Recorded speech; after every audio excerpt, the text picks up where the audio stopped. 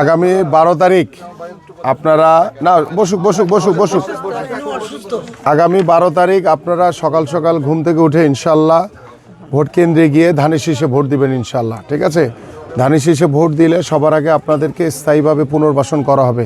এই লিফলেটটা দিয়ে দেন একটা করে ওনাদের, যেখানে 1 নম্বরেই লেখা আছে আপনাদের জন্য। ঠিক আছে, হ্যাঁ ওইটা আছে, এই যে অপোজিটে লেখা আছে।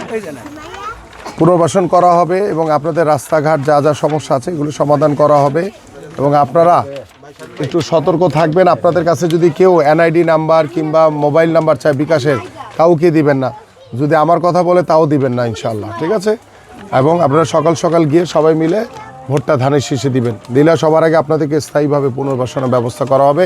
আপনাদেরকে এরকম ফ্যামিলি কার্ড দেওয়া হবে, যেটা দিয়ে আপনারা প্রতি মাসে 2000 থেকে 2500 টাকা কিংবা সমমূল্যের 25 কেজি চাল ডাল তেল সরকারের পক্ষ থেকে বিনামূল্যে প্রতি মাসে আপনাদেরকে এটা দেওয়া হবে। এটার জন্য কোনো টাকা পয়সা দেওয়া লাগবে না আপনাদের। ঠিক আছে আপনারা? জি, আসসালামু আলাইকুম।